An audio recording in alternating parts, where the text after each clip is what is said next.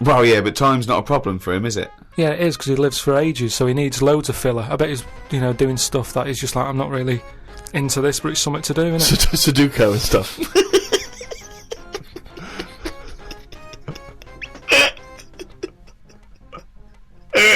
I love the idea God's bored. Yeah. There's a lot to keep him going. Oh, God. Playing solitaire on the computer. I know, yeah. But I think there'll be just as many problems up there as there is here, because at least people are leaving here, whereas up there, that's the thing that I'd be worried about the most, actually, that it's really crowded. Because it's years and years of dead people, isn't it? London does me head in. Up there, it's going to be well busier than that.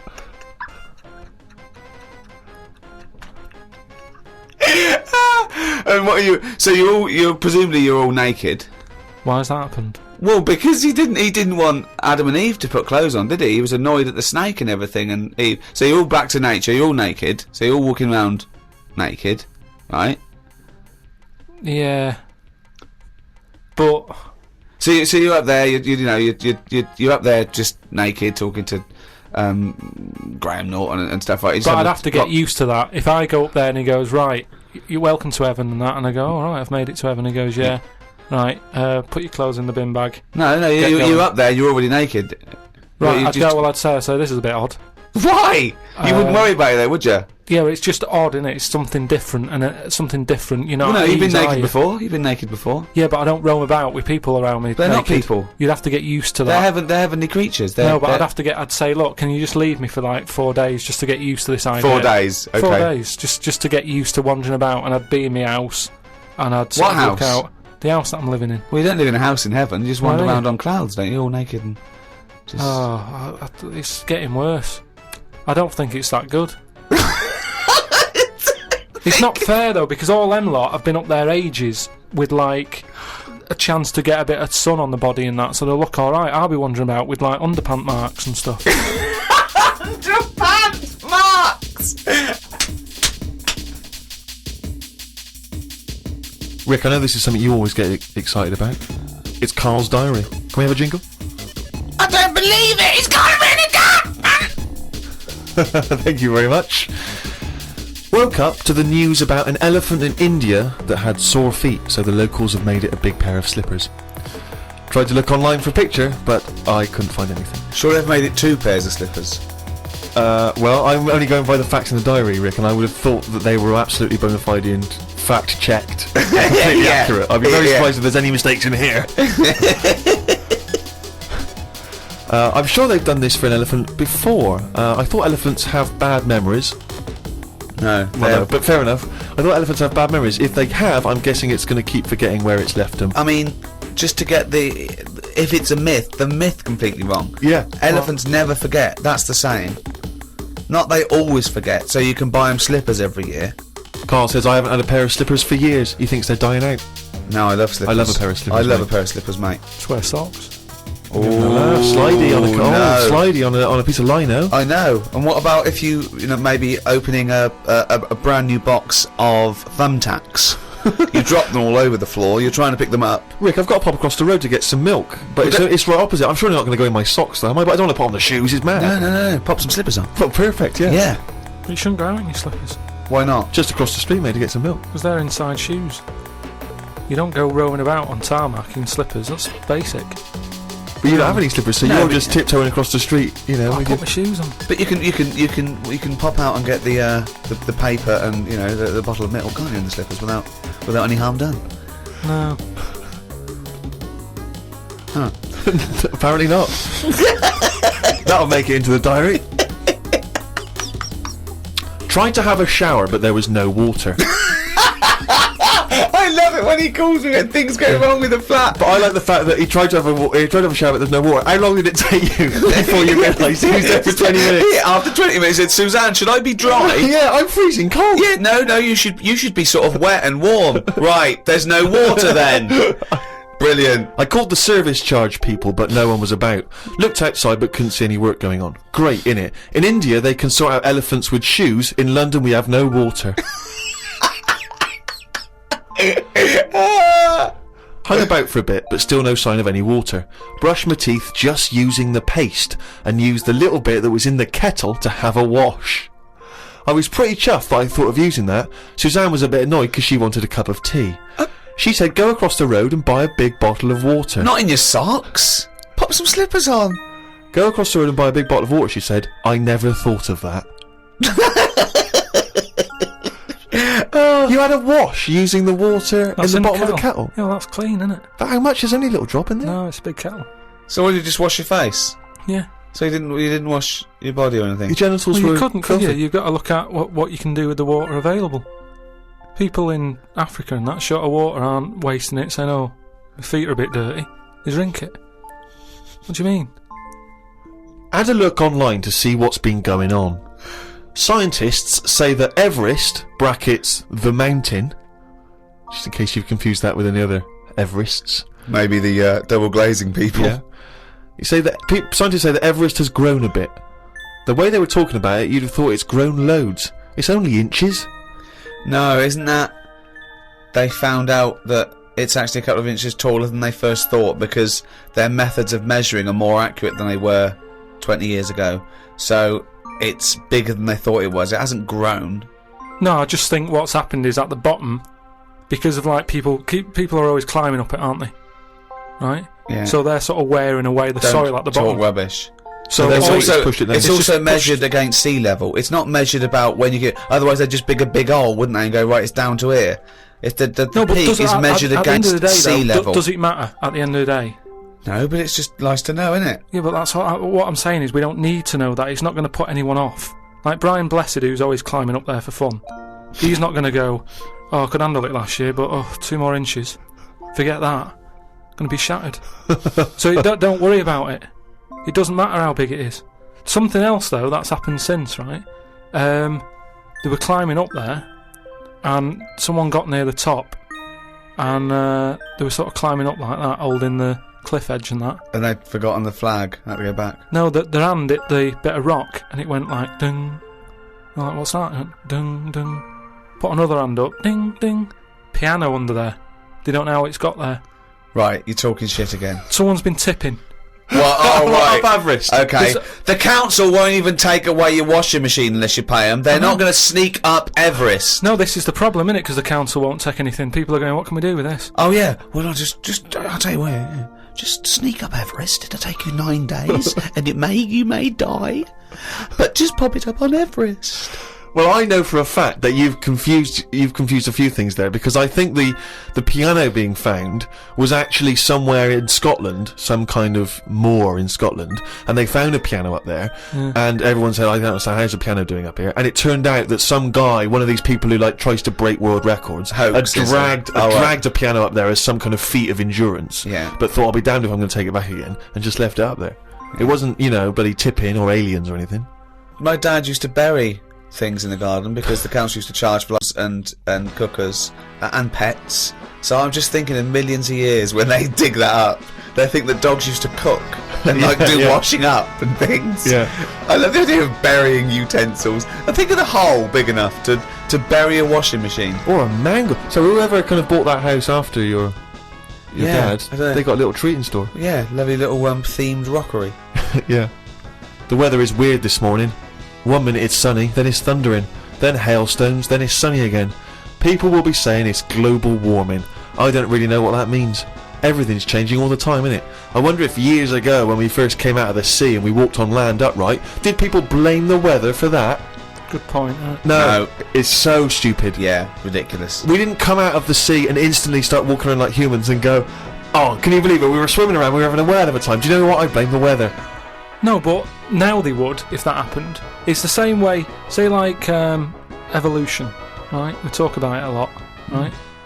Now, years ago, I don't know how it happened, but some whale had legs, right? Yeah. This is how it started. Before he was a whale, yeah. Whales started off with legs, They that's were rowing right. about on the beachfront, right? Anyway, it worked out that, they didn't like it or whatever. Get back in. Now, say if that happened again now, right? Say if someone's born and they always say, don't they, check for lumps and stuff, right? Make sure you haven't got any lumps. Now, say if Sorry. Who says this? And what's the what? like magazines and doctors and that. What, always say, check when for you're lumps. first born? Yeah. Okay. But Arbitrary decision. Yeah, that answer. yeah. But Go on. all I mean is, now, say if like our evolution thing is kind of like the next level is for us to have 3 legs because we're that busy on the world now. But it doesn't work like that. Why would it work like that? Because that's nature, innit? It deals with it. If people are getting stressed out and getting achy legs a lot, because they're going, well, what you're doing there is you're using 2 legs like you've got 3. You need another one. But the problem is, No. Let me finish. say if someone grew a leg now, because it's like, well, we need 3 legs. Yeah, but Let him finish. Okay. People would go, oh, I found a lump, right? And the doctor would go, oh, whip that out. Now that could be a 3rd leg that's growing. But Carl, evolution doesn't work like that. It does work like Suddenly that. something isn't born with a perfectly formed 3rd leg that can be passed on. I know it's a lump. It starts off like a lump, and if you left it alone, Yeah. it would eventually, over a bit of time. No, over many, many millions of years. Yeah, but it'd grow as another leg. But we're not letting that happen anymore. It also wouldn't happen. Limbs don't work like that either. They do if you keep putting extra pressure on 2 legs. Carl, you're honestly, what you imagine the process of evolution and natural selection to be is, it's beyond me. It's No, incredible. but it depends whatever your surroundings are. That's what you change to, isn't it? Like the. Well, you don't change to it. You're either selected or you're not. So, what happens is there's a genetic throw up. So something's born, a llama's born with a slightly longer neck, and if that gets, the leaves that are slightly higher up and it survives, it lives longer, it passes on its genetic material. Soon, if that works, now over millions and millions of years, that they're the dominant species, a new species is thrown up with a slightly longer neck, and so on and so on, and it's gradual. It's just a slight advantage. Sometimes it happens quicker than that. There's been animals that have had eyes and then they go, oh, they don't need them. They go in the space of a fortnight. What? No, what are you talking about? There's a lizard somewhere where it's roaming about in the dark and it used to have eyes, and they used to be like, why have we got eyes and that? What's the point in having these? Because we're keeping them open. And they were getting more tired. Because at the end of the day, if your eyes are open, do you know what I mean? Blind people can stay up longer than someone with eyes. Keep going. I want to follow this through to its natural conclusion. Keep going. There is nothing to do. Right. The first signs of you getting tired, you go, oh, my eyes, I can hardly keep them open. Yeah. So a blind person doesn't get that because they can roam about with them shut like that. So they never sleep, do they, blind people? Well, they sleep, but they don't need as much because their eyes aren't stinging. All guessing, all guesswork, and all nonsense. I mean, all nonsense. But hang on, fair enough. Okay, even if we accept that to be true of blind people, what was happening with the lizards? The lizards were going, I can't believe this is Mel. We don't need our eyes. We're down underground. What's the point? Jeff, Bill, let's just no longer use eyes. Well, they were just like, in a way, it's better if we keep our eyes shut to keep the soil out and stuff. And then over time, they were like, oh, my eyes are stuck. Like the time when... For a fortnight, you said? No. It's over hundreds of millions of years. And the other thing is, it's not the case that there's no will to evolution. What happened was that a blind one had no disadvantage, so he was selected better than one with eyes that maybe would find it irritating or getting in the way. Just like a snake, it's not a disadvantage for a snake to lose its legs because it's selected, and then it's an advantage because they can get into places that legs would get in the way. Like I've said before, right? You see like a little fella, like a midget or a dwarf or something. Who's to say that isn't the way we should be? Do you mean, how do we know that... Well, everybody looks at them and goes, oh, look, there's a little fella. But really, it doesn't matter. If we were all like that, the world would be a better place because it's bigger, so there's more to see. Whereas for us, we're getting bigger all the time. The world isn't growing, so there's less to see for us. So for a midget, the world is brilliant. So I'd say it'd be good if we do go backwards as opposed to forwards. Instead of us getting bigger all the Steve, time. do you want a cup of tea? No. I'm not sure, mate. I'll leave you to it. Do you know what I mean, though? We haven't got any... We've only got instant coffee as well. No, Yeah, I but might pop out for something. But what I mean is, they always say like I'll make it. the body's. No, thanks, mate. But Tell me when it's finished. I'm just saying the body's getting bigger. And instead of going forward, No then- sugar for me, thank you. You want milk, though? Yeah, milk. Yeah, Some scientists have come up with a cure for bird flu. It's somewhat to do with some stuff in horses. They gave the flu to a mouse and then injected it and it's well again. I think we should stop coming up with cures for things as the germs are just getting stronger and stronger. I reckon by 2020 germs will be so big that we will be able to see them in the air. They will no longer be little particles. You wouldn't swallow one. If you did, it won't be the germ that will kill you, you'll just choke to death. I think that's how we'll die in the future. Choking on enormous giant germs. And They then are getting they'll bigger. be like rampaging around the cities, will they? I'll tell you what though, right? That I'm getting worried now because the stuff he believes and thinks of, I mean, it could be mental. Do you know what I mean? Though, like a proper paranoid sort of one of those people that assume going to live in a loft covered in tinfoil, Yeah. right? And pages of the Bible all the way around the. And Yeah. Suzanne's after to put on some sort of spacesuit to come in and give him his beans on toast, Yeah. and he's gonna have to polish each bean. That's Yeah. what scientists do, isn't it? They just sort of think ahead of everyone else. That's what I'm doing. And the weird thing is, right, Steve? Sometime last week, there was a science piece which was close to what I'd already said. Yeah. That they've got some germs Sure. that like eating sugar, right? They stick them in a lunchbox with a chocolate bar. Within an hour, it was gone. Right, and they say now these germs love chocolate and stuff. Did this scientist leave it near this fat scientist that works in the same laboratory?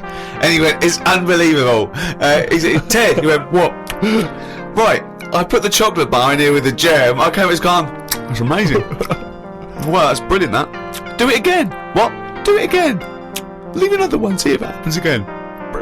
So in the future, you're running around, and germs are. Eating chocolate. That's not science. That's Pac-Man. Went to bed and chatted about food to Suzanne.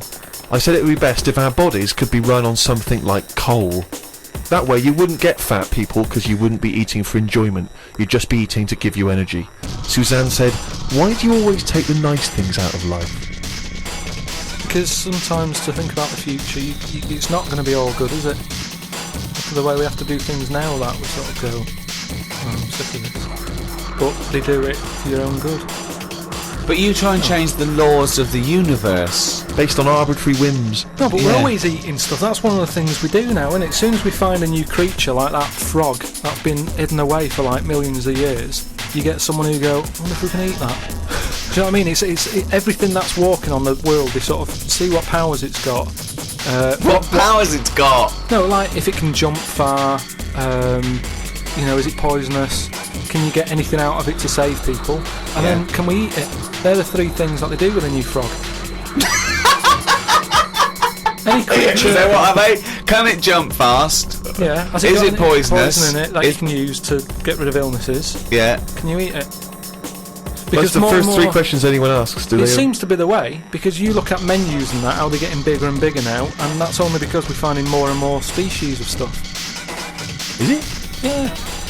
Yeah, if you look at some stuff on a menu, that octopus you eat, at some point that would have gone through the list of, right, what does it do? What's it got in it? What does that ink do? What does it taste like? Can it jump? Can it, whatever, well, they've done tests on it, haven't they, when we said about it being getting in a jam jar or something. Yeah. So it's all part of it. Everything's been tested. Everything. But I think what the problem is that the first you hear of a newfangled food, do you think that in ancient civilizations they didn't do this? They didn't try an oyster or spear a fish or Yeah, because Eat there a wasn't maggot. that much other stuff knocking about at that time. Right. We've got loads of stuff, so why are we messing about with some new frog? It's all like, people just like showing off, don't they? Leave the frogs, let them get busy and have loads of them, eat the chickens, when we run out of them, move on to the frog, or whatever. But why have all this on the go? Do you know what I mean? It just makes it, I hate going out for a meal now, because it's like, what are you having? Oh, I'm sick of it, look at it all. And then you're forced into people going, oh, have you had the new frog? No, I don't want it, I'm happy with chicken. That's what I mean. yeah. Unbelievable. Have you ever been out, Rick, and someone's been trying to force frog on you? I've never been forced frog in my life. Although I did go for a meal once with Carl. We went there and he had the Orient hors d'oeuvres that I recommended, right? And he was trying to get this little oyster, right, off the shell, right? And he was going to get stuck to its house, right? And I looked round, and his eyes were watering, and he was choking, and he was drinking water. I said, "What?" And he said, "Look at that." And it was a big blob of wasabi, right? And I said, "Why'd you put it all in one to end?" He said, "I thought it was a mushy pea." Why would they put one mushy pea? Was it hardcore, the wasabi? It felt like my head was caving in. That was just Ricky squeezing it, wasn't it? Between courses. Trouble with that though is, hot food. Why you get addicted to really hot food is the pain is actually it's killing taste buds, and then endorphins are released in the brain, like a morphine derivative to sort of go, it's alright, or calm the pain. So you actually get addicted to that sort of, what But happens. why would you want to kill your taste buds? But new ones come back Well, yeah, I think you straight away. well, I don't know how long it takes. I don't know. I'm not sure. No, it's just, is that the chef sort of going, "Oh, I'm serving some right rubbish tonight. Give him some of that kusabi." Kusabi! Oh god, and Tonto! Oh god! Back to the diary. At lunchtime, I went to a local cafe and had an omelette. An old woman who was about 60 didn't look right. No. I know what you mean there, actually. Old people eating pizza seems a bit weird. What about an old Italian lady eating pizza? Would that be alright? No, I'd expect her to have lasagna.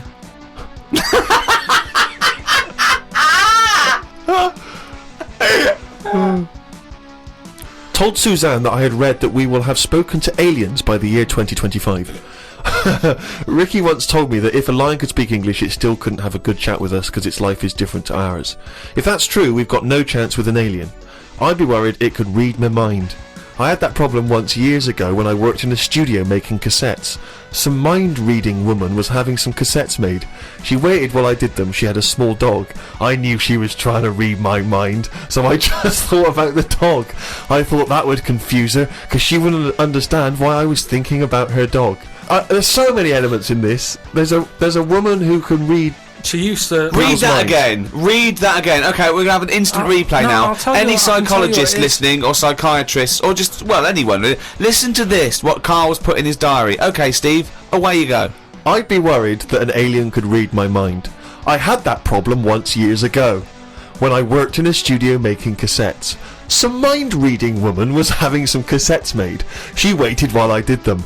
She had a small dog. I knew she was trying to read my mind, so I just thought about the dog. I thought that would confuse her, because she wouldn't understand why I was thinking about her dog. That's amazing.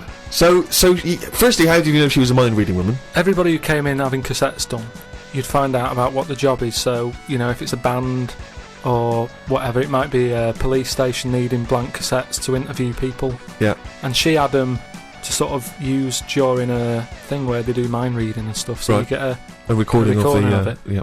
And she was just there and she was staring at me like that, just looking over. And a dog was sort of looking worried, and they pick up vibes, don't they? No. They do. And why was it looking What do you worried? mean pick up vibes? Depends what you mean by pick up vibes. Dogs pick up loads of vibes and stuff. I read the other day how they can tell if someone's got cancer and Well, that. they can. That, So that's- it's one there's a voice. science behind that. They can smell the different at a cellular level. Yeah, so it's the same 'cause it's sort of like thing. 70 times. But no, they can't go. The dog wouldn't even know you're an idiot. The dog. The even dog was sort of looking weird and stuff. It and then knew. She It was, knew. She But- was looking at me. But were they looking? I'm not being funny. Were they looking at the roundness of your head? Do you Oh, think? was just looking at me, and I was sort of panicking a bit. And the more that I was thinking she's reading my mind, I was thinking she knows that I know that she's reading my mind. So I just stopped thinking about her reading my mind. Thought about the dog What were you thinking about the dog? running about on the beach. He remembers what he was thinking. No, just so she thought, oh, hang on a minute, it's not his mind, it's the dog's mind I'm picking up. Oh, so you thought she'd go? Oh no, I'm getting it all tangled up. I've got a cross line here. But why were you worried that she was reading your mind? Because you weren't thinking of anything unsavory. Oh no, don't. Oh, please. No, I'm just trying to get in his mind. It His doesn't rationale. work, Carl. No one can his- read your mind. No, but wait, what I mean is, even if, let's assume that you thought she could read your mind, why did you think that it was anything wrong with finding out what you were thinking? Because she'd have known that you knew that she could read minds. So if she read your mind and all you were thinking was she can read my mind, she'd think, what? Of course, if she really really could read your mind, she's going, there's Carl there trying to make me think that it's the dog. I know he's thinking of the dog. No, but when you sort of try and think of normal things, you think of mental things, don't you?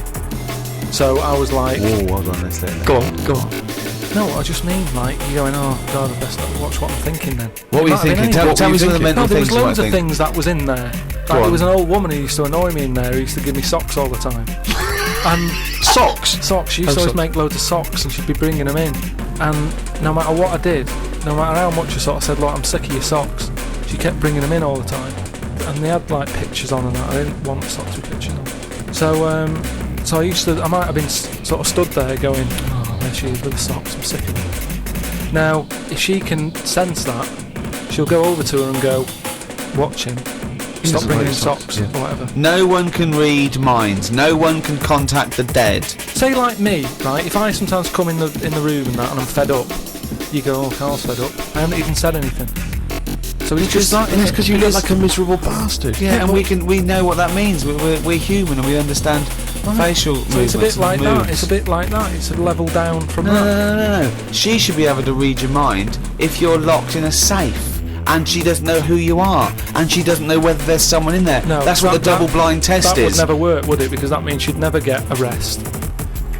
That's like you're making up the rules. You're making up the rules. Oh no, the thing is, that's what these people do. Go, oh no, I have to hold your hand. Oh, you have to write it down. Well, why? Why do you? It's the same as these mediums that contact the dead. They go, oh, I'm getting someone. Just ask him who he is. Just give us his full name and address. It's ridiculous. I don't know the fact that these dead people give him cryptic clues. Ask him about the toaster. What's your name? What's your name? Can't say my name. Might be an uncle. Just give me your fucking name. Back to Carl's diary, Friday the 31st. I read that some fella had been having an affair. His wife found out, so when he was asleep, she superglued his knob to his stomach, one of his bollocks to his leg, and glued his arse cheeks together, then chucked him out. If Suzanne did that, I would definitely not get back with her. Saying that, I would have woke up if someone was putting superglue on the arse. I'm quite a light sleeper. Is that what she did, is it? Yeah, that's why I'm a bit cautious about wearing earbuds every night.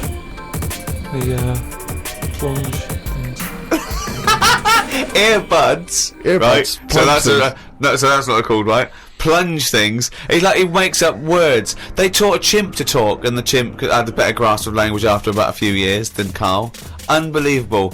Yeah, that's why I won't wear buds and plunge things. I phoned him up the other day. He went, oh, just tried out those new earplugs that mould to your ear. You can't hear a thing except your own voice. And I went, oh, right, yeah, good, aren't they? He went, yeah. He said, it's weird hearing your own voice, isn't it? Because you're hearing it as other people hear it. I went, no, you're not. He went, you are. He said, you don't usually hear your own voice, because usually when you talk, you're talking over it. Woke up at 9:55am. Soon as I woke up, I looked at Suzanne and she looked at me. I said, did I tell you about... I just think him opening his eyes and looking at him. Okay, alright. Okay, so he opens his eyes, he looks at Suzanne, she looks at him. What question, Rick, do you think he immediately asks his girlfriend? Go on. What question do you think? Have a quick guess. Am I dreaming? I woke up, I said to my girlfriend, did I tell you about... I woke up, I looked at Suzanne, she looked at me. I said, did I tell you about the immune system? Did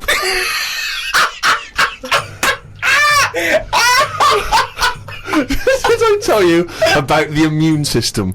Suzanne started laughing. I said, it's amazing. She said, not now. Oh God! I was thinking that! Springing into action, he zips up, his eyes are like...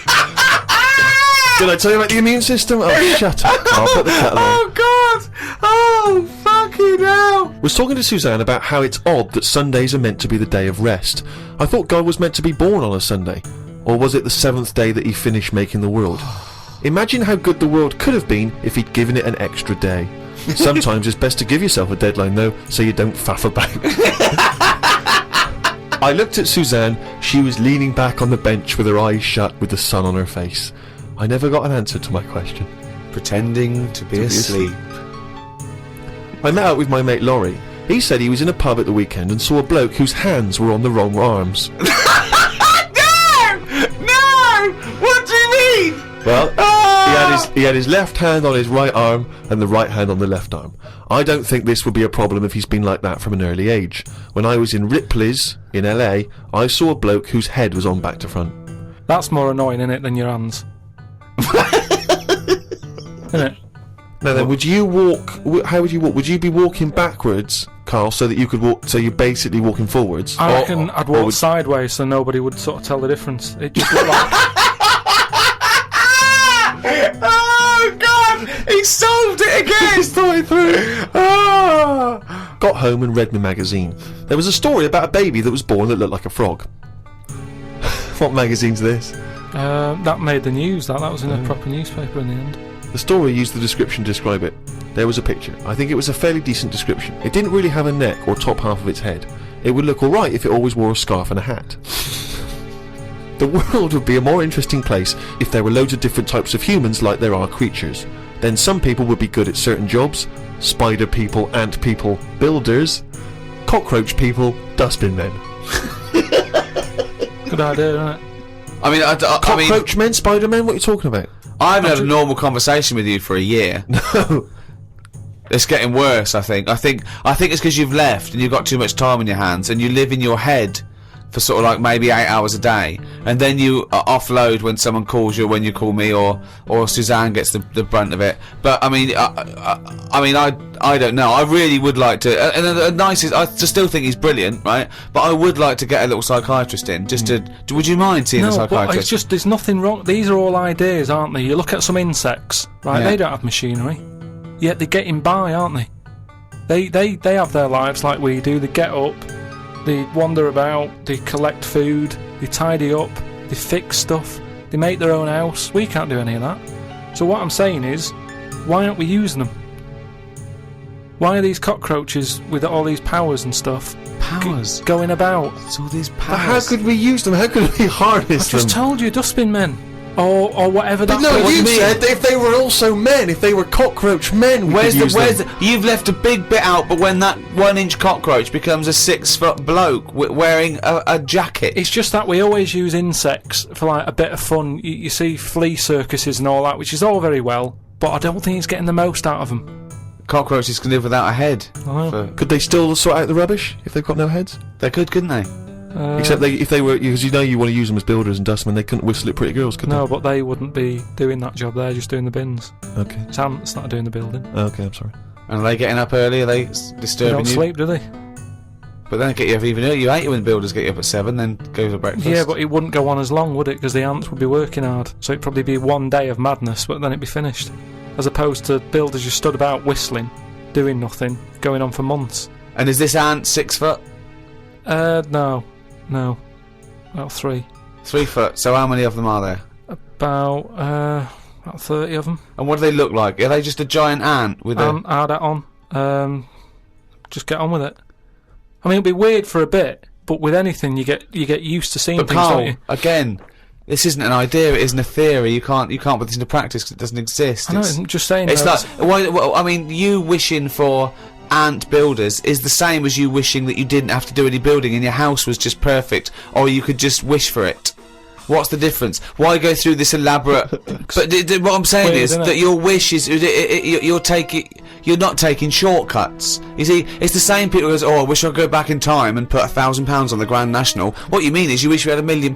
Yeah. So don't worry about the time travel bit and put in do you wish you were rich? Yeah. It's like, so you wish you didn't have to have builders round. That's what you're wishing for. So this elaborate thing of getting a 3-foot ant with a hard hat. Today I got an innovations catalogue. I thought I'd keep it because I like the stuff they sell in it. Brackets, one big slipper. What's that? One big slipper. just if you don't go out much. But you don't like slippers. No, but I think they're a good idea because they're just there to keep your feet warm. But why one big? Why not two smaller? Making it painful It's and more awkward. sort of roomy, isn't it? Why do you think comfort. that's a good invention? One big slipper. How is that better than two smaller slippers? Because the problem is with slippers, right? You've already said how you nip across the road in them, right? So you muck them up and you have to buy some more. There's no way you'll be nipping to the shops in that one big one. That will always stay where it should be, by the sofa next to the telly. And you go, right, I'm in for the night now, where's my slipper? But can I just put my 5 feet inside a cushion cover or something. What? If you want, but it's only cheap. Why not get one? You're right. They're only cheap. Why not get one? But then, Carl, why not get one big glove? If you're not going out, right, just get one big glove. You don't have to do anything, just one big glove. Pop your hands in one big glove. I'm not going out. Gloves, you have to go out and touch stuff. Just one big glove. Why? Well, yeah, why bother putting trousers on? You've got to put legs in both. Why not just wear a skirt? Yeah, well, pop a skirt on, yeah. Just put on a lady's skirt or lady's dress. It's one piece, isn't it, then? Yeah.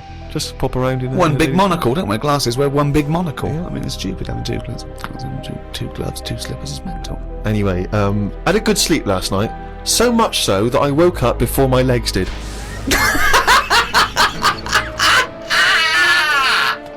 I don't know what that means! This has happened before when I was younger.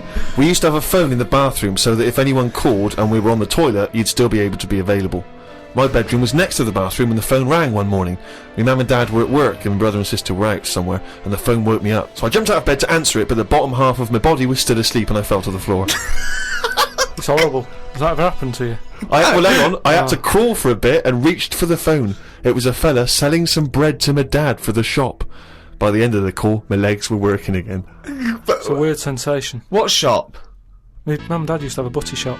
Did they? But the thing is, just on the floor, top half, I had to sort of crawl, carrying my weight, and my legs were just like they weren't there.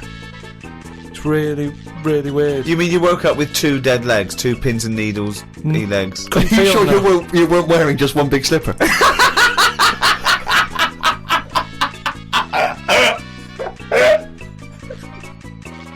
Hi, I'm Ricky Gervais. My name's Steve Merchant. I'm Carl Pilkington, right? And you're listening to the World's Technology Podcast.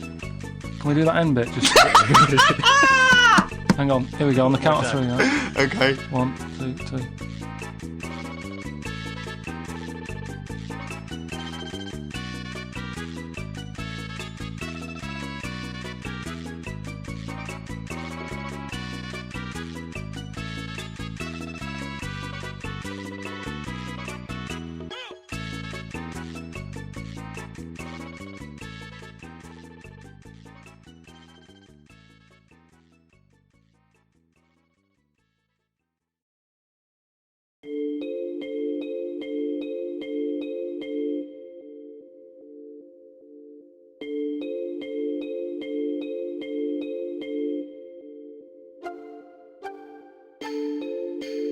Are you guys ready to go?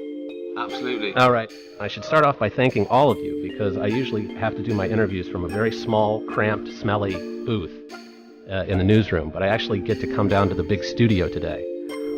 So thanks a lot, guys. Thanks a lot for showing up. Is that because of us? Yeah, just because of you guys. I get the Well, studio. you get more comfort because we're on. Absolutely. Well, we're in a Absolutely. small little smelly booth, so I don't know what's going on.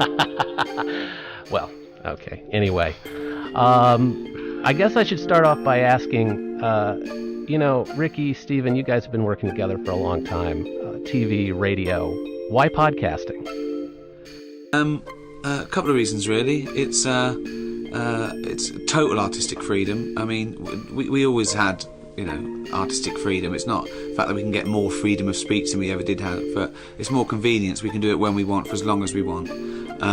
But the main thing is that it's literally global. Unlike everything else, people in America can't get the DVD of extras yet, maybe, or they, But this is available when it's available here. It's available everywhere. I think you say artistic freedom there, Rick. I wonder if that paints the impression of this being some kind of artistic endeavour. I was going to push that point just a little bit, having listened to every episode of your podcast so far, but we'll get to that in just a second. Was this the Guardian's idea or your idea? Ours. It was your idea. Yeah. You guys went to the Guardian and said, "Can we do a podcast?" That's exactly right. Yeah. And then you offered to do it for free. Well, we wanted to do it for free, so we had to have someone to host it because obviously it costs money for the setup and stuff. So we always wanted to give it away for free. It's just then someone had to facilitate that. Right.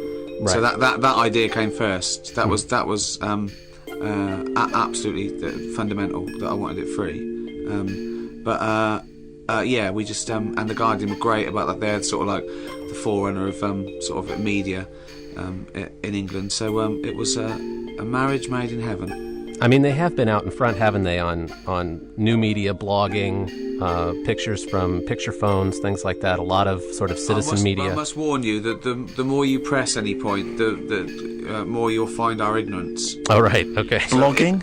Yeah, a blog. While you're ahead. Blogging throws you guys, huh? Yeah, that's when you just like go online and talk about what you did that day, isn't it? All right. Well, how about? I mean, you obviously must have known a little bit about podcasting, or you wouldn't have gone to the Guardian with the idea. And we knew what it was. We knew that people do it in their bedroom and stick it on the internet for all to listen to, but they only get 25 people listening to it. And we thought, with our global fame, we could get more listeners than that. Right. So I'm curious, Carl, how did you get involved with all of this? Don't know really. Just well, I did the radio show with Ricky and Steve, and that was a radio show there that went out in Britain, right? Yeah, went out in London, but on the internet and that. Mm-hmm. And then they wanted to carry on Monkey News.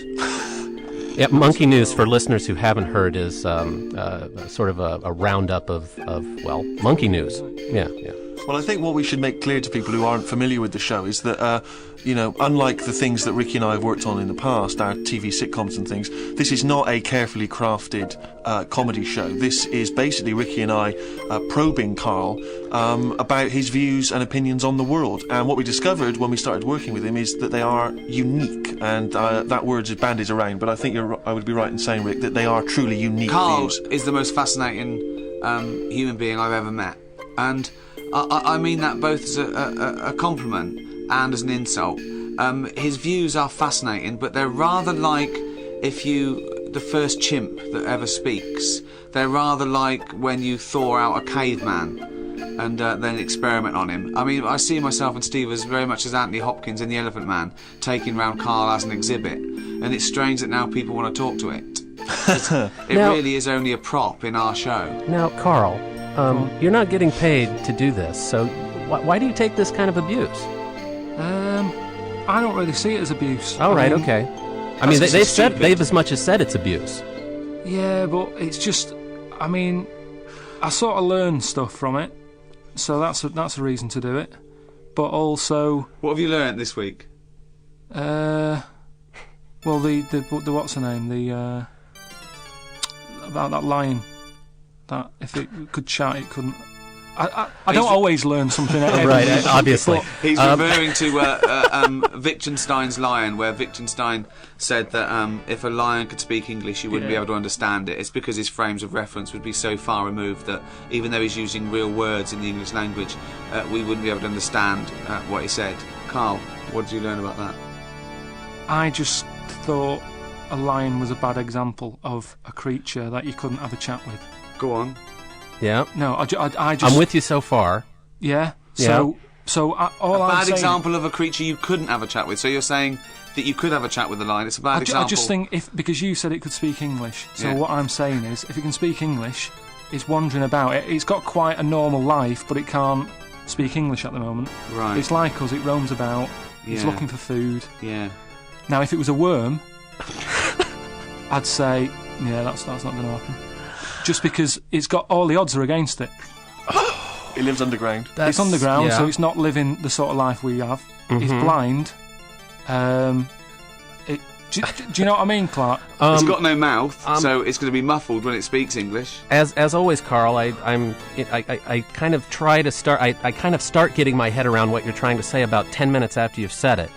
Yeah. Sort of. So does he. Yeah, and that's the sense that I get from listening. Now, I'm just going to take the last episode as an example. Carl, you held forth on dishwashers on Mars. We had that in there.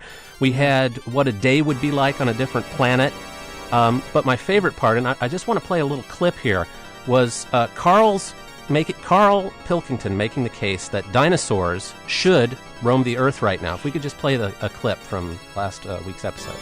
Yeah, Ricky won. When you think about it, there's a population problem. Yeah. There's too many of us. Yeah. We're saving people all the time. No one's allowed to get injured anymore. You've got to, wear a helmet when you're on a bike. There's speed bumps to slow people down. Cures for illnesses. No one's dying anymore. And that's a problem. So you feel that you should introduce Tyrannosaurus Rex into, say, London? Just have them wandering around, just picking people off. That's what. Just sort of random and that. Because I don't know. I mean, I'm not wishing that anyone I know dies and that. But all I'm saying is, I don't know anyone who's died for ages. Right. Whereas if a dinosaur was knocking about, then it is survival of the fittest, which is we've lost all that now. You don't even have to be fit to survive. You just keep sticking a new lung on you. Or, do you know what I mean? They can do too much now to keep people going. They just keep sticking a new lung on you. Carl, do you still feel that way about dinosaurs roaming the earth? That would be a good idea? Just curious. Yeah, all I'm saying is, we might not have to go that far, but I'm just saying we've got to keep an eye on it. Right. Because wait a minute, got to keep an eye on what? The population just problem? the amount of people we're knocking about, and we're saving everyone. And, I was reading yesterday about, we're worried about the polar bears now. And it's just like, let something die. just because if we're saving everything, where are we going to live? Because they're just going to, do you know what I mean? More and more people are taking up space. And polar bears have become a real problem there in London, I've read recently. But it's just saying, like, we're worried about them. But what I'm saying is, if the polar bears do die out, that's more land available to put houses on, because we'll be needing that space. One thing I can tell you, Clark, the world isn't getting any bigger. Now, Polar bears don't live on land; they live on ice caps. Yeah. Right. Another part of it's a fascination with animals of all stripes I've noticed in the podcast. You were just talking about polar bears. We were just talking about lions. One of my favorite parts from the last episode, though, was a reading from Carl's diary. Yeah. I should preface this. The premise here behind Carl's diary is what exactly? I sort of did it just because I find that if I write things down, I remember them better. Because I didn't do that well at school, right, Clark? Mainly because I didn't write stuff down. I just sort of stayed in the class, listened, and then left and couldn't remember it. So now I'm doing this podcast. I'm learning a lot. Not every week, like I say, but now and again I pick something up and I think that's good. So I think if I write it down, it'll go into my head. Okay. So I thumb and a way forward if the things you wrote down were true in the first place. You see, when you look back in years to come and you go, I learnt something. Yeah, there's a dishwasher on Mars. Yeah, but what have you heard about that, Clark? It's not true. Working on it's not true. It's not true. Yeah.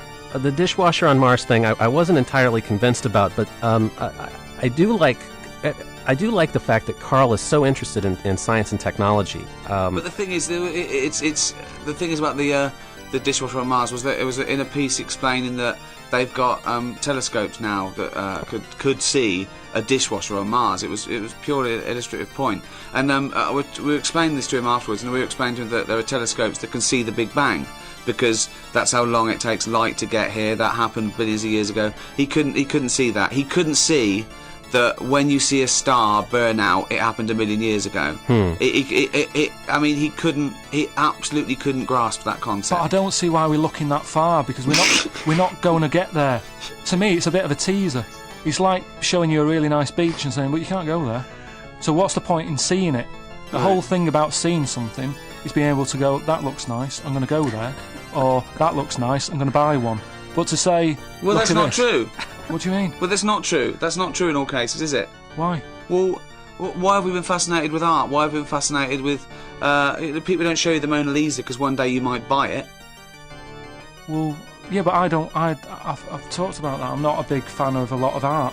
But what I do know is, I don't want to look miles away and see stuff that's happened and I can't change the end of. I mean, are you up for it, Clark? Would you have one? Have what? Have what? A dishwasher on...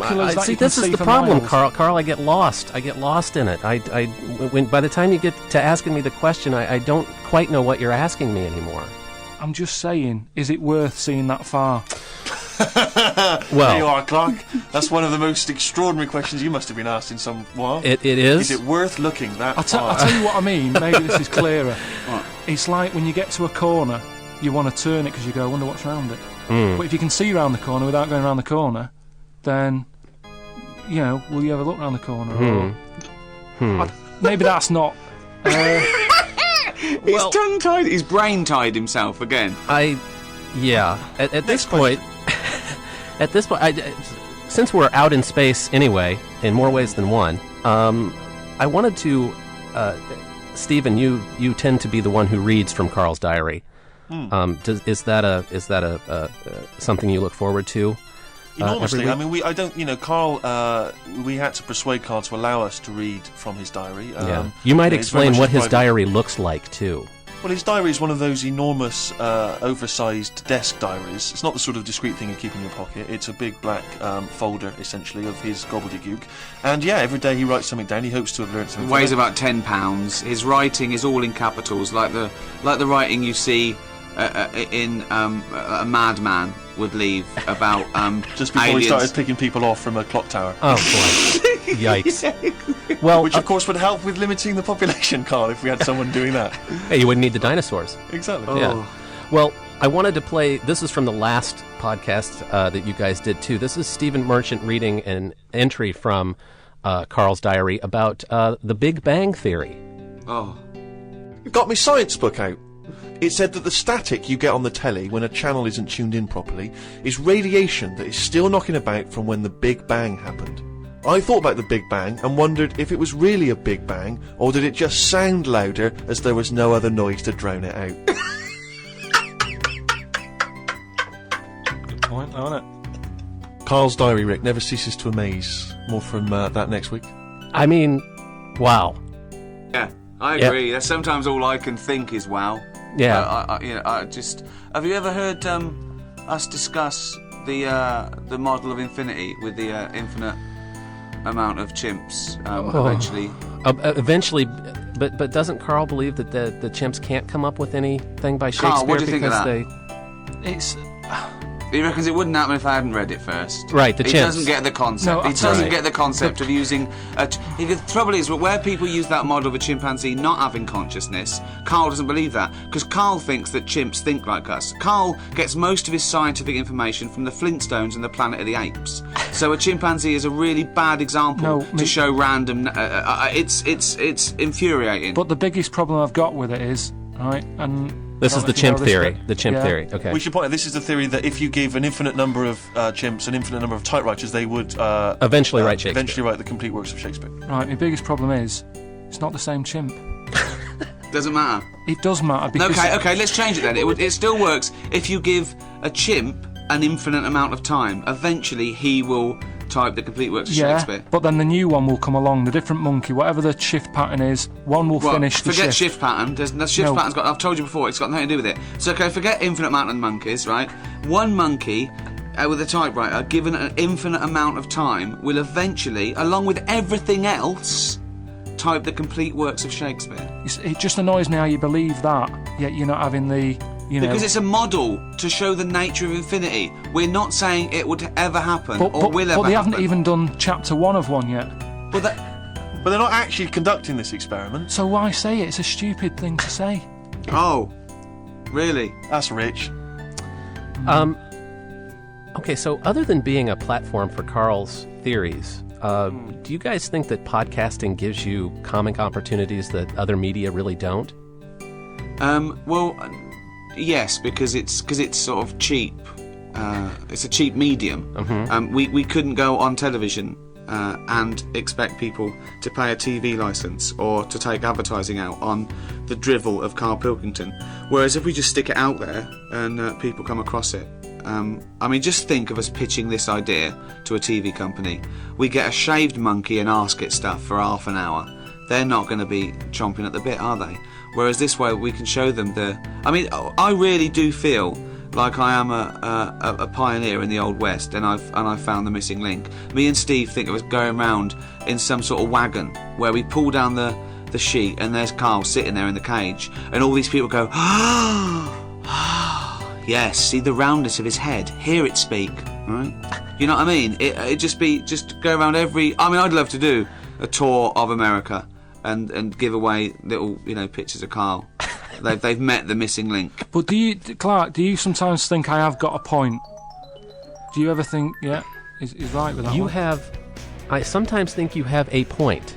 Right. I'm not ever entirely sure what that point is. Yeah, but it's the same as if Einstein, right? Say if he didn't have everyone bigging him up like they have now. And, Yeah. You hear the name Yeah, I know. Einstein. You go, I know "There's a you're bright fella." anti-Einstein too. Yeah.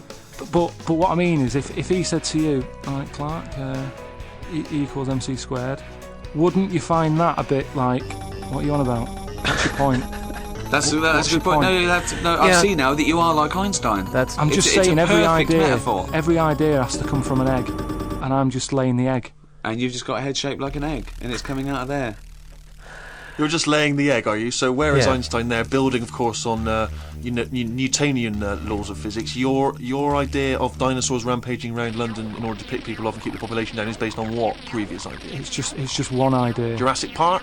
It's just one little idea that could move on to another one. Has the popularity of this surprised you? Yeah. I mean, mean- 3 million downloads of 11 Yeah, episodes? We're getting about sort of 400,000 or 500,000 downloads a week now. I mean, it's amazing that these people are out there coming back and telling their friends. I mean, that's what's nice about it, that they listen, they download it, they bother to download it. It just doesn't come out of the radio waves. They're not, they bother to download it week after week. I think one of the attractive things about podcasting, and something that we enjoyed with radio, and this in a sense gives us even more freedom, is that it doesn't have to be carefully crafted. It can feel like, and it is, three people having a conversation in a room. And I've always personally been a fan of any kind of media where you get, as it were, invited to someone else's conversation and you can sort of listen in. And ideally that would be some of the great thinkers of our time. But in this instance it's not. But I think it can be pleasurable. You can sort of plug yourself into someone else's life for half an hour and see the way they think. And I think there's something quite inclusive, hopefully, about the show. Right. Why you should choose to listen, I've no idea. Yeah, well, What the hell is going on in your life that you need to listen to this drivel? well that was going to be one of my questions. I mean, what has been your I mean, interaction? specifically you, Clark. What's going on in your life? What's going well? I mean, yeah, that is a fair question. I guess not much really, but do you have plans quite for an expert on technology? Is there anything you want to ask him? Yeah, Take this opportunity. because I won't be Think able of it to like a answer it. but- consultation. Ask him anything. What bothers you about the world? Come on, now? shoot, Carl. Give Right. me something. What do you know, like, there's loads of inventions all the time, aren't they? They're coming out all the time, they're always bringing stuff out. Yeah, fair enough. Mainly stuff we don't need now, I'd say. Well, that's your since opinion. Since about, I don't know, 1978, I'd Brilliant. say. Absolutely just plucked a- figure plucked at a- random. Plucked Yeah. a year out of the air. The mobile phone was voted by farmers around the world the most labour-saving device of the 20th century. That came after 1978. So once again, you've made a fool. I know you're going to say it's just a phone. They just tweaked it. Fundamentally different. It's the same as the iPod being the new Walkman. Right. They keep sort of tweaking it, and it's annoying because to me it's kind of like, someone jumping on the back of someone else's idea, right? So say like Mr. iPod, he's sort of jumped on the back of Mr. Walkman, and he's gone, I'll have that. So I've just got an image of now a man jumping on the back of another man. And I mean, it's Is that it's the incredible. actual image in your head, Carl, as you said that? That Well, sort of- yeah, I'm sort Yeah, of okay. imagining a little salesman on a market doing well for himself, and then someone coming along, nicking the idea, setting up a stall right next to him and going, look at this, I'm doing better than you. Fundamentally different. But what would you say has been the best invention? Ever? Well, before 1978, because everything after then it's just been toys. So just, something that you go, Amazing. that's... I mean, amazing. We've got DNA fingerprinting since 1978. We've mapped. Yeah, but all these the things are double making other helix. people We've- lazy, aren't they? All these new inventions. Why do you need 10,000 songs on the go with you? Where are you walking? It's a Walkman. If you got, do you know what I mean? Yeah, Mark? I do. So what do you think is a good thing? What's come out there that you go, I couldn't do that? Well, television's been okay. Yeah, but don't you think it gets you down as well? No. The way that... Why? Well, because I try not to watch anything that's going to get me down. No, but sometimes you can't avoid it. It's like, something bad happens in the world and then you put the telly on. Now, years ago, cavemen weren't worrying about what was going on the other side of the world. They'd just get on with their own day, potter about. Now, like within 5 minutes of something happening, we're all getting miserable. It's like, oh, have you heard the news? So you're actually a Luddite then.